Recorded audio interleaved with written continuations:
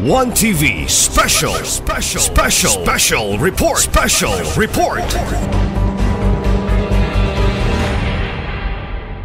So given the number of present SB members, still we have attained quorum, so quorum is hereby declared.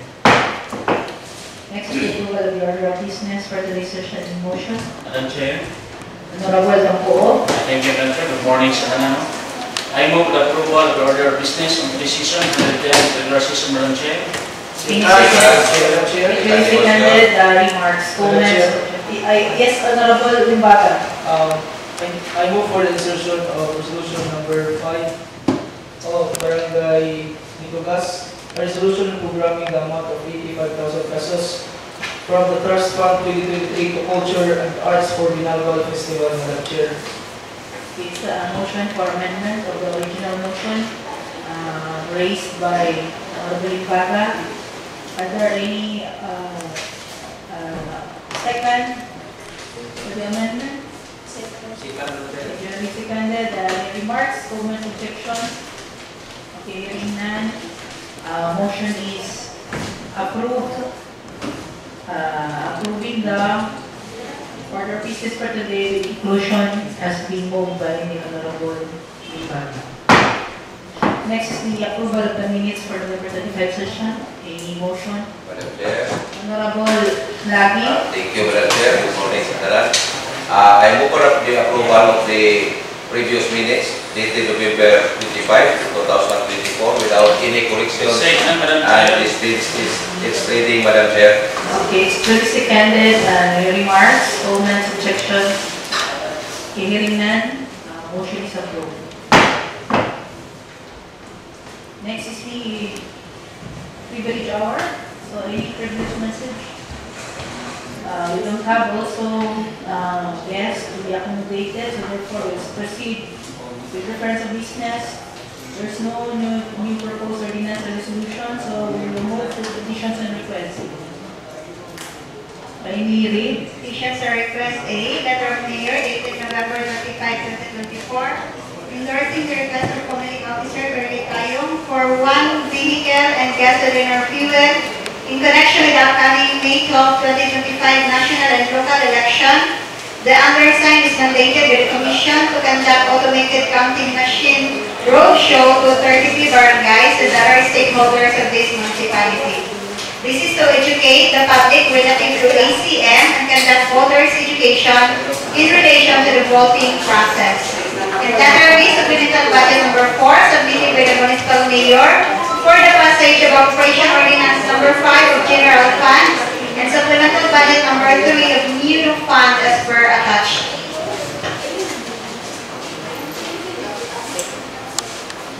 Madam Chair. Honorable Dampuo. Thank you, Madam Chair. Letter request of the Honorable Mayor dated November 25, 2024, Madam Chair. I move the letter request of the Municipal Committee, Madam Chair, for further review for the Committee on Finance, Budget and Operation, Madam Chair. Okay, duly seconded. Remarks, comments, objections? Okay, hearing none. Motion is approved to the committee. Item B. Madam Chair. Honorable Dampuo. Thank you, Madam Chair. Supplemental Budget number 4, Madam Chair, and Appropriation Ordinance number 5 and Supplemental Budget number 3, Madam Chair, for Committee level, Madam Chair, Committee on Finance, Budget and Operation, Madam Chair, for review, Madam Chair. Honorable Chair. Okay, duly seconded. Remarks, comments, objections? Okay, hearing none. To the Committee on Finance. Other communications? None. Committee reports. So any committee? Committee on Indigenous Communities, are you ready? Pwede na? Okay, proceed. Committee report number 2, Committee on Indigenous Community. Agenda, Draft Ordinance number 24-18, Ordinansa na magpili sa pagbaligya o pagbalin pagpusik o pagbuba sa mga yuta na sakop sa ancestral domain o yutang kabilin sa Dulelang Sans Occidental o naghatag o pagpasala alang sa paglapas ni findings. There are land bought by the outsiders a long time ago without conducting free and prior informed consent. Any entity, government or private, must conduct FPIC before implementation implementation of the project or program. If such entity decided to pursue the project or program after 25 years, another agreement will be articulated or formulated. However, if they wish to stop the project, the land will be returned to the ICC's or the IPs. Recommendations. The committee recommended for second reading. Signed and approved by Honorable Fernando Magante, Honorable Lagi, Honorable Butchungan, and Honorable Obo. Any comment? Motion, Honorable Magante.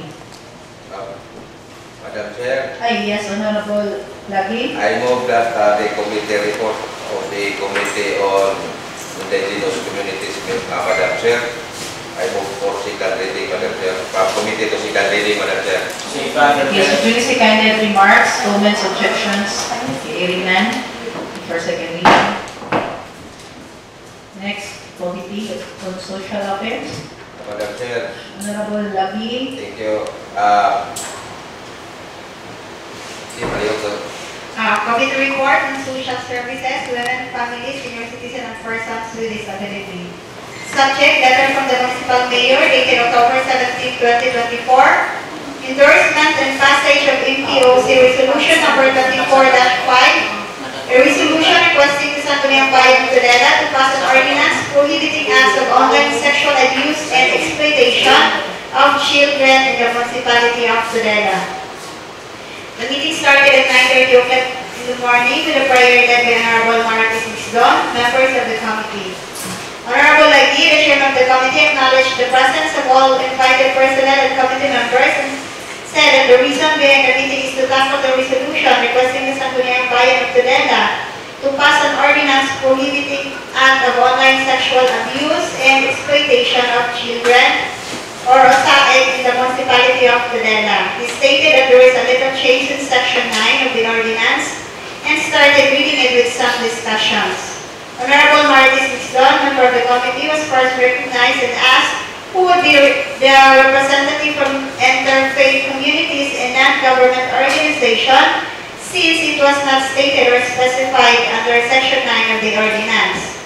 Honorable Lagi asked for 18 suggestions from the committee if it would be specific or not, since there are lots of non-government organizations with the interfaith communities. Honorable Butchungan suggested that the representative should be specific. Honorable Mixdon also suggested that if it's okay if not specific, it would remain open for all interfaith communities or non-government organizations, and it's up to them who would be their representative. Honorable Giselle Gonzalez, the Vice Chairwoman of the committee, asked the same as what did Honorable Mixdon ask, how to determine the representative of a non-government organization or the interfaith community, and asked the committee if they should appoint each representative or if they would be the one to choose their representative from all of them. Honorable Obot, member, stated that we could choose a representative from each mentioned agency, but we cannot write it on the ordinance since they're not permanent. So he suggested that it will remain open or not specified in the ordinance.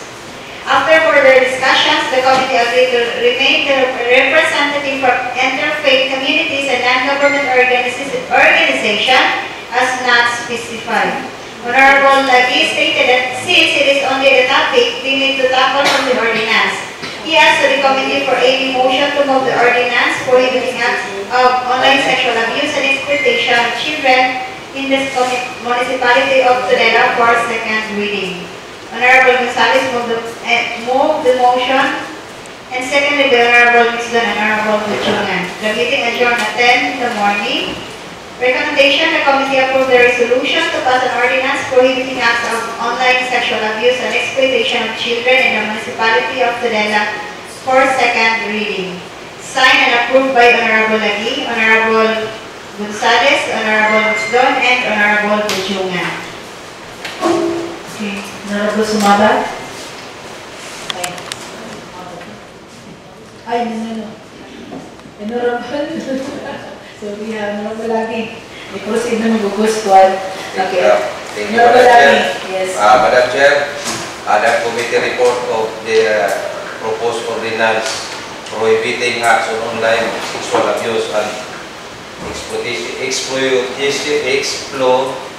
of children, USAID, in the municipality of Manila. I move that from committee report to second reading, Madam Chair. Second, Madam Chair. It's duly seconded. Any remarks, comments, objections? Hearing none. Motion is approved. Okay, so next committee on economic enterprise. Madam Chair, Yes, sorry. the second ordinance, Madam Chair, the Ano revised ka? local code Sorry. Manila, Madam Chair, wala Yes. na human. Ako na mag-i- Berikan kay 60 pages maguto, Madam My Chair, God. and we continue this afternoon, Madam Chair. Sige. Tasa kayo din. Oh, It's okay. Next committee. Economic Enterprise Committee. Committee report on local economic enterprise, subject, an ordinance integrating all fees from the existing ordinance and regulations for the application of business permit in relation to the ease of doing business and efficient government service delivery act of 2018. The meeting started at 1:30 in the afternoon. Prayer was led by Mrs. Rika A. Bingal. The presiding officer, Honorable Sumabat, declared the meeting quorum. Honorable Sumabat greeted everyone and acknowledged the presence of all committee members and invited personnel. She requested Ms. Ipao to read the draft ordinance. Findings: the ordinance needs to specify that the barangay clearance requirements must be integrated into the municipality. According to Mangbigal, the DICT system is not yet operational because there are still technical problems with the system. Recommendation: change the title of draft ordinance. The 3 steps in obtaining a business permit are submission of the application, payment of fees, claiming the business permit. According to Engineer Canavero, she suggested that if someone runs the chain, this should not just pay based on the number of days they use it. There should also be a filing fee, inspection fee, and application fee. The committee agreed to move the agenda for second reading. The committee meeting ended at 4:30 in the afternoon. Signed and approved by Honorable Sumabat, Honorable Bujungan, Honorable Balais, and Honorable Obo. Okay. Honorable Gonzales. Yes, Madam Chair, good morning everyone. Ordinance number 23-22, an ordinance integrating all fees for existing ordinances and regulations for application of business permits in relation to ease of doing business and efficient government. I move from committee to second reading. Madam Chair. Second, Madam Chair. Okay, duly seconded. Remarks, comments, objection? Hearing none. Motion is approved. Another committee? Wala na? What about committee on all? Wala pa ta mga paano? Kaya kinahanglan, makaya ka na ito ang pan? Pag uli na ito, next week, pwede na ka na. Ngayon, pagka third week, napagyapon. Makamit pa na. 17-18. Murag, November na kayo. Next week, a Monday. little more. Monday is 9. Pino, kaya mo, boss.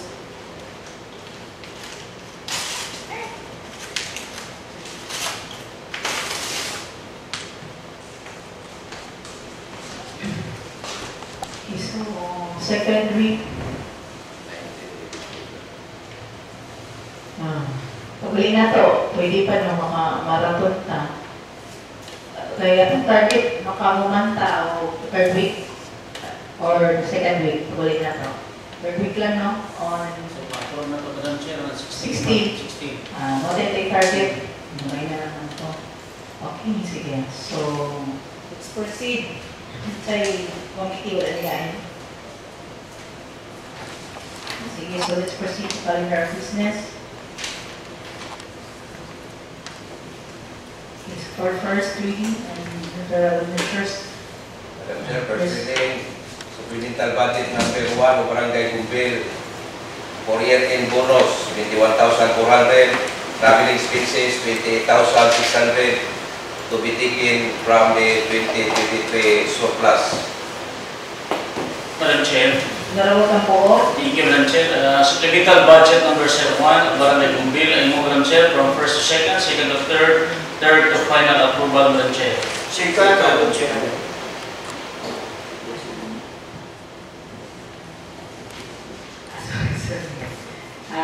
Yes, this jury seconded. Any objection? Hearing none. The motion is approved. Item B, supplemental budget number 1 of Barangay Sentro Napo from an appropriated balance of calendar year 2023 to the following expenditures to wit: seminars and trainings 62,980, surplus and material, supplies and materials 5,000 pesos, Christmas symbols 5,000, year-end 101,600, TEB 10,000, PEI 16,500, a total of 201,080 pesos. Madam Chair. Honorable Balais. Thank you, Madam Chair. Supplemental budget number 1 of Barangay Sentro Napo. I move from first to second, second to third, and final approval within the ordinary rules and procedure, Madam Chair. Second. Okay, duly seconded. Any remarks, comments, objections? Hearing none. Motion is approved. Item C, resolution number 25-24 of Barangay Maribuhok, reprogramming the amount of 49,000 from an appropriated balance of 2023 for installation of solar lights, phase 1. Madam Chair. Honorable Campo. Thank you, Madam Chair. Resolution number 25-2024, Barangay Balibok, Madam Chair. I move from first to second, second to third, third to final approval, Madam Chair. Second. Okay, duly seconded. Any remarks, comments, objections? Okay, hearing none. Motion is approved. Okay, so business for the day. Item A. Item A, request for SP resolution as per MDC Existum Resolution number 004 dated November 20, 2024 to wit, supplemental budget number 3 of Mudo Fund amounting 220,000, supplemental budget number 4 of General Fund amounting 3,625,000, resolution adopting the annual investment program of calendar year 2024, revised number 4. Okay, do you have the one itemized? As per MDC. When is the report? What's inside the MDC? Madam Chair. Honorable Campo. Mali akong For each item niya. Mali akong giisip ng Madam Chair bahin na itong sa luwang extra. Okay. Kung may mga approve na ito. Nag-offer sila. Okay, so the supplemental budget, 220. Yeah.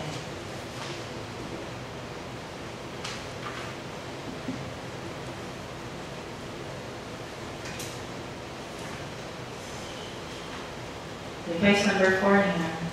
Okay na niya siya? Yes, Madam Chair. For today? Okay na niya. Yes, Madam Chair. Sige, okay. So any motion? Madam Chair. Or any question? Are there any questions? 20.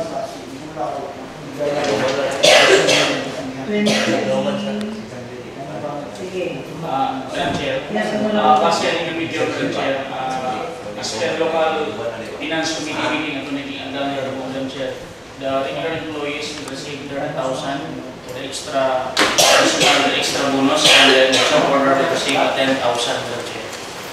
Okay, so this is the content, this is the purpose for the Yes, Madam supplemental budget number 4. Yes, Madam Chair. Okay, and the EIP, I believe it must come ahead. First, or paano siya, lahat siya. EIP, Madam Chair, part din na ito ang supplemental na masulod sa itong EIP. Okay, lang sabay sila. Yes, Madam Chair. Total ang supplemental budget na ito, Madam Chair, i-approve by Monday o next Monday po. Part na nisa sa ABC Executive ng mga in supplemental budget number 3, supplemental budget number 4, and the revision muna siya come up during sa executive meeting. Pero ang supplemental budget na to, i-approve na to by next Monday pa, December 9. Okay, sige. So, any further questions? Wala na? Clarification? Then may I hear a motion? Madam Chair, Honorable Tampo. I move, Madam Chair, NBC Executive Resolution number 04 dated November 20, 2024, supplemental budget number 3, supplemental budget number 4, and resolution adopting the annual investment program for calendar year 2024 revised number 4, Madam Chair. I move from second to third to final approval, Madam Chair. Second motion, Madam Chair. Duly seconded. Any remarks, comments, objection? Hearing none, the motion is approved. Next item. Item B, Barangay Resolution number 4-2024 of Barangay Gala, presented for consideration in the supplemental budget number 001 of Gala in the total amount of 536,000 for the following PPS. Traveling expenses 80,000, cash gift 55,000, year-end 56,000, PEI 55,000, light and expenses 200,000, laptop and printer 50,000, supplies 30,000, and culture and arts 10,000. Madam Chair, last week we clarified, there was a clarification with regards to light expenses, Madam Chair. I hope that the barangay officials of Barangay Gala na pangutana na sa atong Secretariat, Madam Chair. Yes. Why is it nga ang light expenses is amounting 200,000 pesos? Yeah, was it what? Like electricity or it's a project installation light? Basic, solar niyo. Oh, solar. Pwede na ni solar. Pero wala. Napausaran na eh. Ninyo. Galintan ko. Ito, may dapat ang tayo ko, din expenses. Okay. Kasi akong meron kami lang kurente. Hindi, Madam Chair, ako kasi nagkaroon sa Wilson. Pumunta na ka? Pumunta na po. Ay, siguro. Ako na yun. Ako nagkaroon sa Wilson. After nila, pag isa, no, electricity. Sa expenses man. Sige. Sige, so, Honorable. Madam Chair. Thank you. Barangay Resolution number 004-2024 of Barangay Gala. I move from second to third, from second reading to third, and third to final approval, waiving internal rules. Seconded remarks, comments, objections, appearing none. Motion is Item C, draft ordinance number 24-21, introduced by Honorable Josel Sumapa Gonzales. Ma'am. Yes, Honorable Sumapa. Yes, Madam Chair, I open for deliberation. Continue, Chair. Yes, sige. Let's continue. Last time, Madam Chair, last week, although it was not back with the returned back to the committee meeting, but I still called for a meeting, but supposedly it has a different call for agenda. I mean, so napatawag ko meeting, Madam Chair, for the identification of each wires ng Madam Chair for telcos and Wilsigos. So, we went up, nabalik na mo, kaya ako mag-review, balik sa ilahang ordinansa, kaya wala man sila pumatay. So, okay naman sa mga telcos, wala may problema, but they came up ang sa Welse when it comes to the post dito, Madam Chair, di ba naman isang ordinance. Matod pa nila, pwede naman siya nilibutan sa ordinansa tungkol kay after mangyod nga dili na serviceable ang mga wooden post, ang ilahang itong ituli is katong mga poste na steel post. So, pwede na siya i-appeal din ni kaya if ato man kung i-appeal din ni mapugos sila o change sa mga wooden post din sa kiniliyang rural areas, bisan pa out serviceable. and then i-pass nila ang expenses nila kay ilang itong i-compute, mga dako yun ang magastong sa i-pass on nila sa mga consumers. So kita na sa tayo magbago.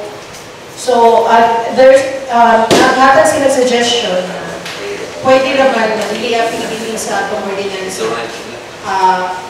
Kay sure man yun na ilang ipuli is katong mga still post na Madam Chair para dili na po inubugat sa mga tao. So in which ako kung ipabot ani na August pa ni Madam Chair sa akong mga colleagues kung okay na ba sa ilahan na tantangan na nato ang sabutin post na ipulibit. Sa pagin? Eh ako mo siyang i-apil sa akong ordinance, Madam Chair, as prohibition for the wooden post na pang-ilisa na siya, steel post.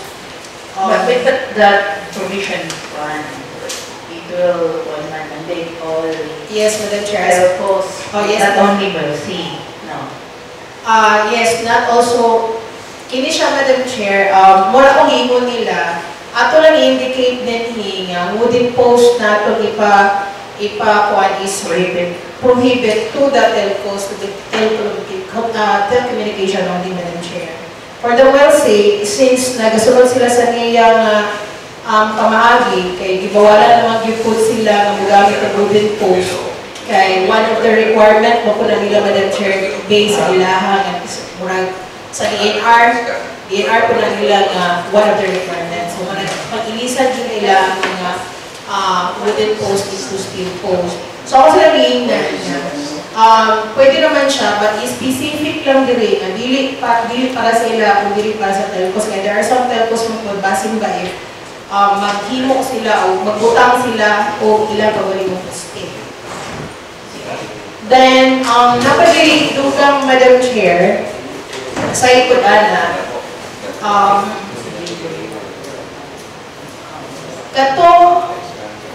katong suggestion ni Honorable Tapuo, ako po siyang i-brought up at Madam Chair last meeting na mo.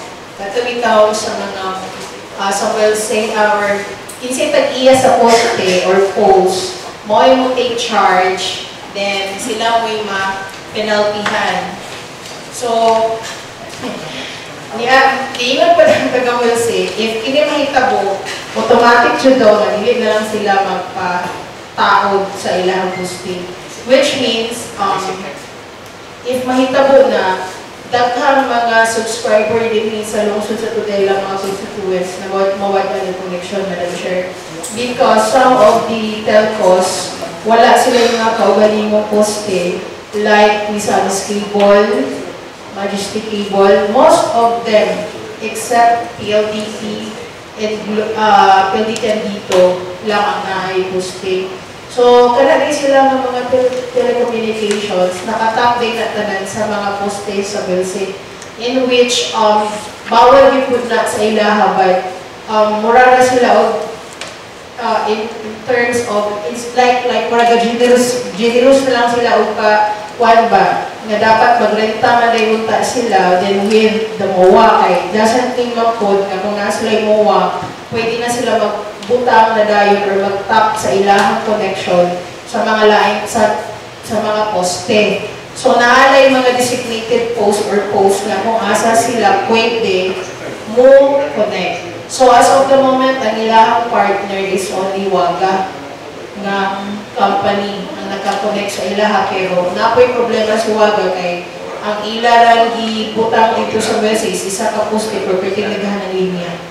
So ang ilang gingon sa part sa WELSE, walay problema sa ako kami may papadangatan sa mga penalized fee, kami naghatag o kanang murag way sa ilaha, although wala naman taro gani sila o hibalo sa mua, wala po sila garenta. But we have to also kanang consider nga if himuon na to ni mag-shutdown yun ang daghang subscribers sa ato ang constituents dili sa lungsod sa Tudela. Kay mismo ang taga-WELSE, ilahang hiluan dyan ang ilahang mga poste. Kay kung naani nga ordinance, sila man dyan ang mga penaltyhan. So, tingala, Madam Chair. So, sa Madam i-procedure Chair. sa akong mga kauban. Sige, comment. Thank you, Madam Chair. Ang akong punto, Madam Chair, ang poste is owned and managed by Muelsito sa Muelsi. So sila gid ana ay authorized and authority na katungod nga Olimpio ni ana, naghimutan ni ana. So para nako, kung gitugutan ng galing nila si kinsa man yung mga telco nga mo connect ang ila ang poste, buot pasabot nakamuha na sa ilaka. So naay memorandum of agreement kanina po between Muelsi and telco. Pero kung wala, di-connect na diha, di-butay na diha, nagpulurong na, na nahimong sabot, laking tanaw ng sabot sa dapit. So, dapat, ang manubag niya na nakaputay na diha, ang Muelsi dapat mo ay naitulubago mo sila mismo ang mapinaltihan. Nga nung, gitugutan nila ng pulurong, nga ni gamit sila ang posting. So, kadang ako man kay, kung dili nato i-disiplina ang Muelsi, dili nato pinaltihan ang Muelsi, musubot ra pud sila nga inaana ka gubot, inaana ka sagbot ang ilang mainline sa Muelsi, Madam Chair. What exactly is a pag-iipan? Hindi pa prescribed sa Muelsi? Kinalan na, nasa ito section? Nagdugang man tayo, Madam Chair, from the previous, all companies that own any poles shall take charge of their poles installed in the municipality of Tudela. Clearing shall be made at least once. Any illegal connection connected to their poles must be automatically cleared by owner of the poles. If owner of the poles may overlook the situation and had a lack of inspection of their poles shall be fined as stated in this ordinance. Sila ang ma-penalize, Madam Chair. So, section 9 na siya fines or penalty. So, ang ito, Madam Chair, sila jud daw, wala jud daw sila problema, mas gusto po nila nga wala naka-connect sa ilahang na poste. Kay if ever na ni siyang ordinance, they can automatically cut off all the connections na naka-tap sa ilahang poste.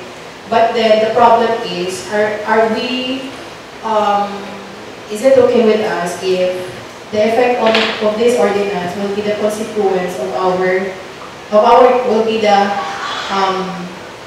will be our constituents, Madam Chair. Kaya of course, in the first place, bisa ko na, na-imagine ang Muelsi nga, ang nakamuha rin sa mua is Iwaga. So, sa pagkakaroon lang nakatap sa ilaha. In which, ilan na lang murag ipasadaan, kaya nabalo sila nga, kanang if magputol sila, na-time na nagputol sila, pero wala lang nila putlatan ng tungod kay balo sila nga, at the end, ang mag-suffer is the subscribers na pagiging sa mga susunod nila. So we are asking to the telcos na, mahimo ba nga, mag-provide ng inyong pagiging posting. But all they can say is, mahal daw ang posting. Yan, one point. Imagine our streets, puro siya poste. So, muna yung one of the, pwede siguro one post lang sa Talaga ng telepos. Pero malagi, di po na siya ingon madali-dali. So, karon i-come up me one option niya. Kanang tanang mga telcos, kinahanglan magpa-accredit na gid sa Muelsi. Pero, dili lagi sila ganahan ani, nga sila yung ma-penalize, kaya sila nagani ani extended help. But, ang ato lang dianing ibutang is, kung kinsa po nga kanang ang pag-install is dili mao, mo'y nakahinungdan na gubot ang linya. So, kanang ito i-regulate, Madam Chair, na part siguro.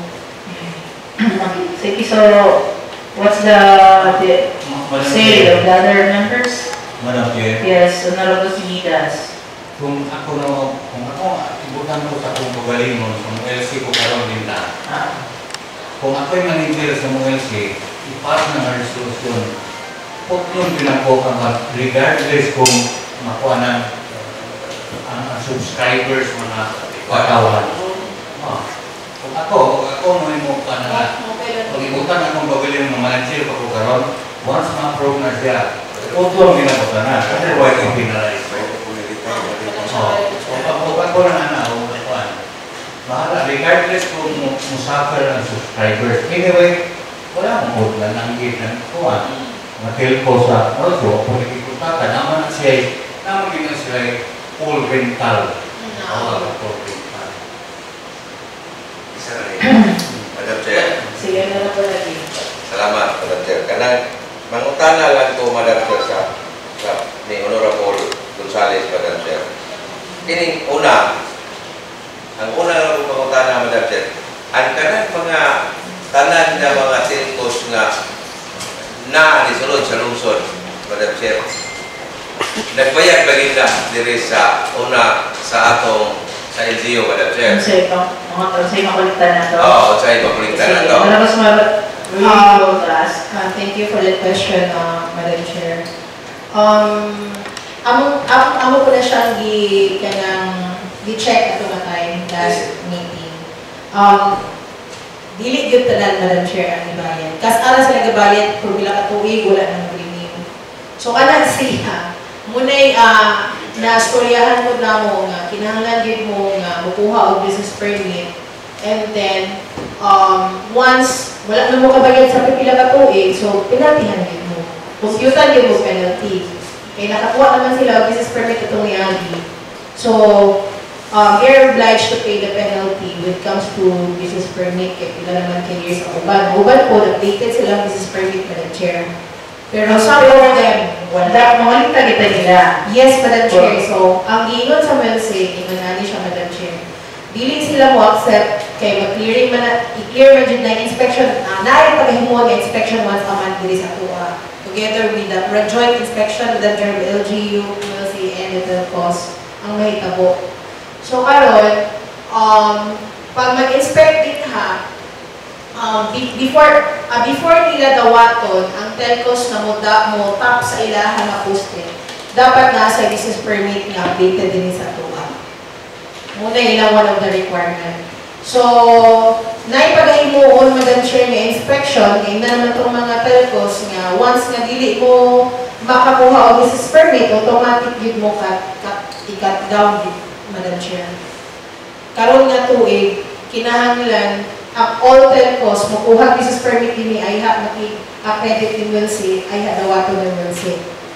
Ingana may kabog, Madam Chair, so kung wala yung business permit direct, wala may accredit ni Wilsey, sila kinuha. Putol jud kung kinsa to nga kumpanya mahuman jud ang ilahang servisyo din sa lungsod. Si Wilsey, dili na siya magpa-connect kay wala gyud po sila direkta. So, ana nga bahay, policy. yes, Madam Chair, ana nga bahay, kung wala itong ordinance, ipadayon gihapon nila ang ilang call nga rental. Kung wala ni siya nga, kung mawala siya sa ordinance, Madam Chair, ang penalty ba? So, ipadayon gihapon nila ang renta, kaya wala man dyan post ang mga telcos, but only make, ingon lang yun ang goals niya, siguruhan yun ninyo nga namin business permit o magpa-pwede po sa mga dapat inyong sundo ng requirements. Muna siya ilingon. If dili mo makasunod o dili mo makredit sa mga kung kinsi nakatap dito, putlog dito siya. So meaning, bisag na yung business permit dito, wala mo nagpahibalo sa mo, wala mo nagpo-credit, wala dyan. Ano, Madam Chair. So, putol gihapon sa mga other companies na wala na yung design. But if mo exist ang atuang o proceed ang atuang na ordinance, wala din sila gawa ko ni isa. Putlo na Ana, Madam Chair. In which, kung nagkamil say, we have to weigh it kung asa na to, the subscribers mo would, kuan gihapon, Madam Chair, ang affected at the end. So, muto na-identify na mo nga, dagang yung mga companies nga telcos na wala. So, muna yung problema na ito, karoon din mo din when it comes to... Okay, anyway, it's just mayroon lang kayo ng kung sa poste na mo. And to be fair po, Wilsey is the only utility, public utility nga na yun po. So, di na lang siguro lang sa sila. Because it's not their obligation. Kapag po ka na kayo, lugar, obligasyon. It's not your main responsibility. But di ka nagtapas mga itong kita ang putol. It's our obligation, not theirs. So, di lang nasa-civilize. Ano na lang siguro. Ikaw, patok sila sa putol. Yung ganaan, ikaw may ikuan sa ibang property, ikaw may silutan. No? Madam Chair. Yes, Honorable Lucky. Inkuan, Madam Chair, pasumpay. Katong istorya sa si Madam Chair, katong istorya ni Honorable Sihidas, posible mo ito yung buhaton kung galing sila yung mapinartihan. Sa kinsa naman siguro nga musulod o mugamit sa imong butang nga diin wala gabayan o wala gabayunod dahil sa panahon nga maka-violate kita mo oy ang nagpagamit na noon mo oy mapinartihan. So possible mo ito yung mahitabo.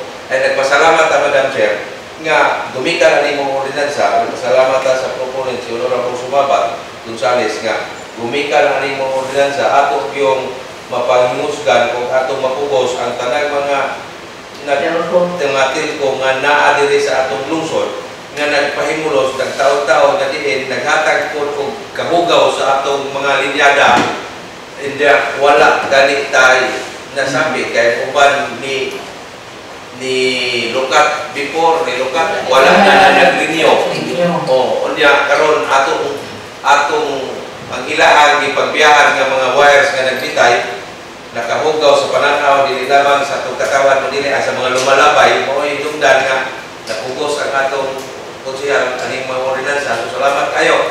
Ang ako lang Madam Chair nga tingali atong hatagan ko ng dilit lang pinartihan ang suggestion na po Madam Chair nga dilit lang pinartihan ang Wilson ba ilahag may mo maputol kay manaaman na sila musaka sila may naipower o sila may nakahibalo nga musaka sa poste nga maputol itong mga linyada nga mga linya ilabi na itong mga linya nga wala bayad sa NGO kay naaman na sa ilahan makahugaw, maapil man sila. So, ingana na lang, ato na lang, himo na lang siguro, Madam Chair, o little request, gikan sa LTO, ganito sa Wilson, nga muhangyo, nga puno galing, na ay mga mahibawan na itong isa itong kalukat, katong nakalapas, katong wala ng lukat o permit, nga mapuplan, para nga makainom po ang mga tilko, nga wala nagbayad sa itong lungsod, nga nagpakabana, o ato ko lang i-review, nga, o nahibawan, nga wala sila wala sila nananggit o wala sila